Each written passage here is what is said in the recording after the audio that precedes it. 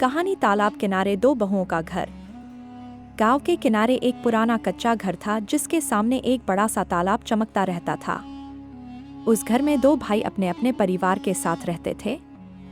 घर का आंगन एक ही था, लेकिन घर दो हिस्सों में बंटा हुआ था। एक हिस्से में बड़ा भाई रामलाल और उसकी पत्नी कमला और दूसरे हिस्से में छोटा भाई शंकर और उसकी पत्नी सुनीता। दोनों बहुएं सुबह सुबह तालाब किनारे कपड़े धोती, पानी भरती और कभी कभी बातें करते करते हंस पड़ती, लेकिन कभी कभी छोटी छोटी बातों पर खटपट भी हो जाती थी। जैसे एक दिन कमला ने कहा, सुनीता जरा देख तो तुम्हारी बकरियां फिर मेरे सब्जी के पौधों में घुस गई। सुनीता भी तुनक कर बोली, अरे दीदी, आपकी मुर्गियां भी तो कल मेरी धान सुखाई हुई जगह पर घूम रही थी। ऐसी हल्की फुल्की तकरार के बाद फिर दोनों शाम को एक साथ बैठकर हंस भी लेती। एक दिन शंकर को पैसों की बहुत जरूरत पड़ी। घर में राशन कम हो गया था और बच्चों की स्कूल फीस भरनी थी। वह गांव के सेठ के पास गया और बोला, सेठ जी, मुझे थोड़े पैसे उधार दे दीजिए, अगले महीने लौटा दूंगा। सेठ ने तिरछी नजर से देखते हुए कहा, शंकर, पिछले साल भी तो तुमने उधार लिया था, बड़ी मुश्किल से लौटाया, अब मैं नहीं दे सकता। शंकर मायूस होकर घर लौटा। सुनीता ने पूछा, क्या हुआ?